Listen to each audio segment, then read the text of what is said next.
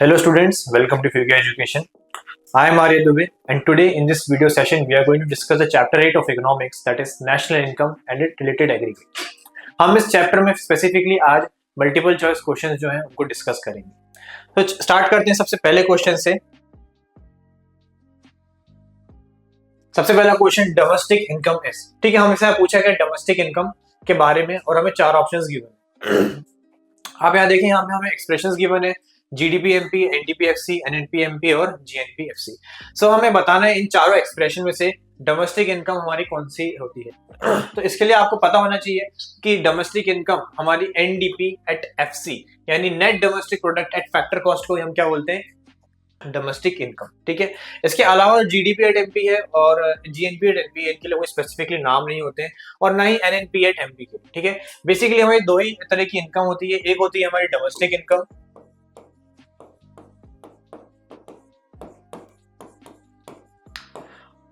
और दूसरी हमारी होती है national income.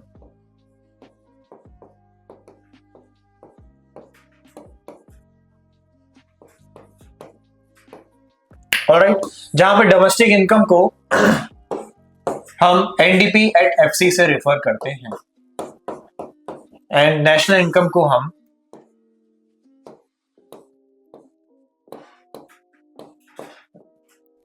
NNP at FC से रेफर करते हैं. ठीक है, सो आप इसको याद रखना बिकॉज आगे जाके अभी वीडियो में हमें नेशनल इनकम से रिलेटेड क्वेश्चन भी देखने को मिलेगा. जो कि नेक्स्ट क्वेश्चन है नेशनल इनकम इज. अब यहाँ से आपसे पूछ लिया कि नेशनल इनकम क्या है. GDP at MP, NDP at MP, NNP at FC या फिर GNP at MP. So national income हमारी होती है एनएनपी एट एफसी, है ना. इसमें से और कोई सा भी ऐसा ऑप्शन नहीं है जैसे एक्सप्रेशन का जिसका कोई स्पेसिफिक नाम हो, है ना. Net national product at factor cost को ही हम क्या बोलते हैं, नेशनल इनकम. अक्सर क्वेश्चंस में ऐसे हमसे कभी पूछ लिया जाता है कि नेशनल इनकम कैलकुलेट करें या फिर हमें यहाँ पे एक्सप्रेशन गिवन नहीं रहता है. जब भी कोई न्यूमेरिकल क्वेश्चन आता है हमें एक्सप्रेशन नहीं देते, बस सीधे बोल देते हैं नेशनल इनकम बता दो, है ना. तो नेशनल इनकम चैप्टर है हमारा ये. और कभी भी जब हमसे नेशनल इनकम कैलकुलेट करने को बोला जाए तो हम इस एक्सप्रेशन को कैलकुलेट करेंगे जो कि हमारा है NNP at FC. Next question में आगे बढ़ते हैं. Difference between gross and net is.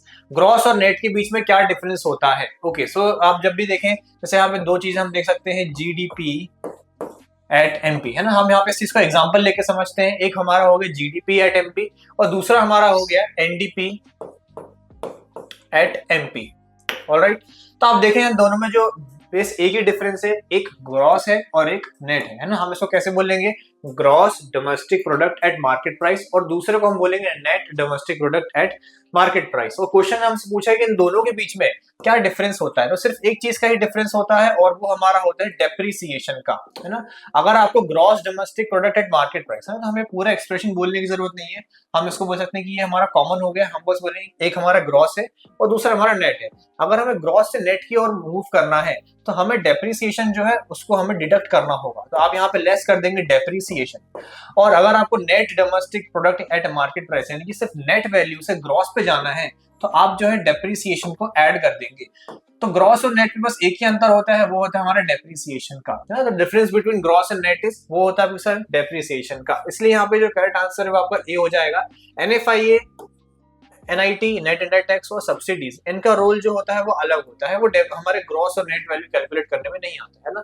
तो आपको जो डिफरेंस है जो ये दोनों के बीच का ये पता होना चाहिए बिकॉज ये काफी काम में आता है आपके न्यूमेरिकल कैलकुलेट करने में. नेक्स्ट क्वेश्चन है आपका domestic income is which concept. Domestic income कौन सा कंसेप्ट होता है. तो डोमेस्टिक इनकम यूजुअली वो इनकम होती है जो आपकी डोमेस्टिक टेरिटरी के अंदर अर्न करी गई इनकम हो, यानी कि आपने अब्रॉड की जो भी इनकम है उसको यहाँ पे आपने इंक्लूड नहीं करा है. तो ये नेशनल नहीं हो सकती बिकॉज आपने कोई नेशनल इनकम इंक्लूड नहीं करी. इकोनॉमिक, यस इकोनॉमिक हो सकती है, लेकिन यहाँ पे हमें उससे भी ज्यादा एक सूटेबल ऑप्शन गिवन है और वो है टेरिटोरियल, है ना. डोमेस्टिक इनकम जो है वो टेरिटोरियल होता है क्योंकि टेरिटरी से बाउंडेड रहती है, इसलिए यहाँ पे करेक्ट आंसर जो है आपका वो सी हो जाएगा. नेक्स्ट क्वेश्चन पे आगे बढ़ेंगे. National income is which concept. और यहाँ पे पूछा है कि नेशनल इनकम किस तरह का कंसेप्ट है. वापस से आपको टेरिटोरियल दिया, नेशनल, इकोनॉमिकल. तो यहाँ पे जो इसका करेक्ट ऑप्शन है वो आपका रहेगा नेशनल, बिकॉज नेशनल इनकम जो है उसमें आप अब्रॉड से अर्न करी हुई इनकम्स और एक्सपेंसेस को भी इंक्लूड करते हैं, इसलिए यहाँ पे correct answer B national income हो जाएगा. नेक्स्ट क्वेश्चन पे आगे बढ़ेंगे.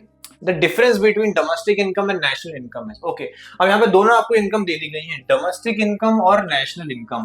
तो क्या डिफरेंस होता है. अगर आपको इसका डिफरेंस अभी याद ना आए या समझ भी नहीं आए, तो इसका सबसे अच्छा तरीका सॉल्व करने का कि दोनों एक्सप्रेशंस को लिख लिया जाए, है ना। अभी हमने वीडियो के स्टार्ट में जो दो क्वेश्चन डिस्कस करे थे, हमने वहां पे डोमेस्टिक इनकम और नेशनल इनकम जो थे दोनों के एक्सप्रेशंस को समझा था। अगर आपको याद हो तो डोमेस्टिक इनकम को हम लिखते हैं एनडीपी एट एफसी, और नेशनल इनकम को हम लिखते हैं एनएनपी एट एफसी, राइट। ये चीज लिखने से काफी सारी चीजों हमारे डाउट्स हैं वो पहले सुलझ जाते हैं। यहाँ पे आप देख सकते हैं इन एक्सप्रेशंस में क्या क्या कॉमन है। एक है हमारा net domestic product at factor cost, और दूसरा हमारा है net national product at factor cost. दोनों में बस एक ही चीज का अंतर है, एक डोमेस्टिक लेवल पे हो और एक नेशनल लेवल पे है, राइट।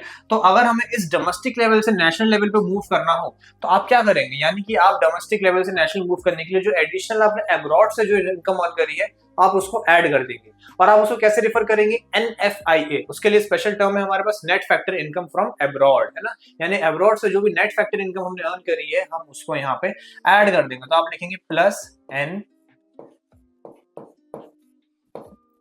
NFIA, और वहीं पे अगर आपको वापस से नेशनल से डोमेस्टिक में जाना होगा तो आप NFIA जो है उसको डिडक्ट कर देंगे, राइट। तो अब यहाँ पे हमसे जो मेन डिफरेंस पूछा गया था वो यही है, बाकी सारी चीजें अगर आप देखेंगे तो सबके सब सेम है। तो हम एक एक करके ऑप्शन देखते हैं, A NFIA, B net indirect tax, C depreciation, या D all of the above. Of course D आपका C जो है डेप्रिसिएशन वो नहीं होगा यहाँ पे, बिकॉज डेप्रिसिएशन जो है वो नेट से ग्रॉस वैल्यू को मूव करने के लिए इस्तेमाल करी जाती है। तो D C नहीं होगा, तो फिर D भी नहीं होगा, ऑल ऑफ द अबव। और आपको फिर दिया नेट इनडायरेक्ट टैक्स और NFIA, है ना। तो NFIA इसका करेक्ट आंसर है। NIT क्यों नहीं रहेगा, बिकॉज NIT का इस्तेमाल हम लोग फैक्टर कॉस्ट और मार्केट प्राइस के बीच में स्विच करने के लिए इस्तेमाल करते हैं, इसलिए B भी जो है इसका ऑप्शन नहीं रहेगा। नेक्स्ट क्वेश्चन पे आगे बढ़ते हैं, how is GDP MP different from NNP FC. Okay, ये भी काफी अच्छा क्वेश्चन है, आप दोनों एक्सप्रेशंस को पहले यहाँ पे लिख लें, जीडीपी एमपी और एनएनपी एट एफसी। ओके, तो अब यहाँ पे पूछा गया है दोनों कैसे एक दूसरे से अलग है। तो एक है आपका gross domestic product at market price और दूसरा आपका है net national product at factor cost, ठीक है। तो यहाँ पे सबसे बड़ा डिफरेंस एक ग्रॉस है एक नेट है, तो ये आपका डिफरेंस आ गया किसका, डेप्रिसिएशन का, आपका डेप्रिसिएशन आ गया। फिर यहाँ पे जीडीपी एक डोमेस्टिक है दूसरा नेशनल है, तो ये आपका आ गया एनएफआईए का भी डिफरेंस, एनएफआईए भी इसमें अलग अलग है। और तीसरा आपका आ गया एक मार्केट प्राइस है और एक फैक्टर कॉस्ट है, तो इससे मूव करने के लिए भी जो अंतर आता है वो आपका आता है एनआईटी। ऑलराइट, यानी कि इन दोनों एक्सप्रेशंस में तीन तीन चीजों का डिफरेंस है, यानी कि जितने डिफरेंसेस हो सकते हैं उतने पॉसिबल जितने हैं वो सारे के डिफरेंस इन दोनों में देखने को मिल सकते हैं। अब आप यहाँ पे देखें, एक करके option A NFIA, B net indirect tax और सी डेप्रिसिएशन, तो ये तीनों के तीनों आपके आएंगे, तो इसलिए करेक्ट आंसर रहेगा फिर D all of the above. अब यहाँ पे पूछा गया मार्केट प्राइस में क्या इंक्लूडेड रहता है, NFIA, depreciation, net indirect tax या फिर फैक्टर या फिर नॉन ऑफ द अबव। तो जब हम फैक्टर कॉस्ट में ऐड करते हैं एनआईटी को यानी कि नेट इनडायरेक्ट टैक्स को, तब हमें क्या मिलता है, मार्केट प्राइस, राइट। तो इसका मतलब क्या होगा कि मार्केट प्राइस के अंदर ऑलरेडी जो है हमारा फैक्टर कॉस्ट जो है एनआईटी जो है वो इंक्लूडेड है।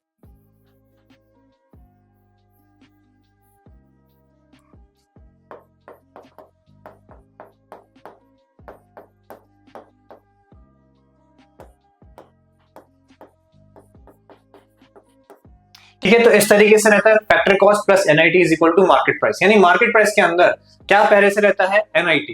एक एक करके ऑप्शन देखते हैं, एनएफआईए नहीं होगा, एनएफआईए यूजुअली नेशनल और डोमेस्टिक इनकम के बीच में स्विच करने के लिए होता है, जैसे एनएफआईए गलत हो जाएगा। बी डेप्रिसिएशन, डेप्रिसिएशन ग्रॉस और नेट वैल्यूज के बीच में स्विच करने के लिए होता है, जैसे बी भी जो हमारा ऑप्शन है वो गलत हो जाएगा। उसका जो करेक्ट आंसर रहेगा वो रहेगा सी नेट इनडायरेक्ट टैक्स, ठीक है। जैसा देख सकते हैं नेट इनडायरेक्ट टैक्स, मैंने यहाँ पे इस पे एनआईटी लिखा है शॉर्ट में।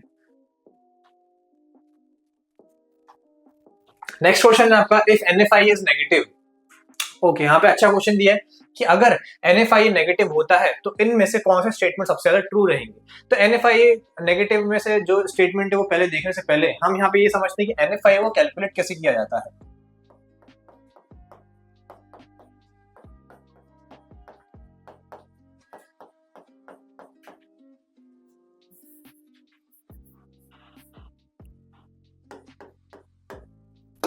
ठीक है, तो NFI का फॉर्मूला क्या होता है, फीफा माइनस फीटा।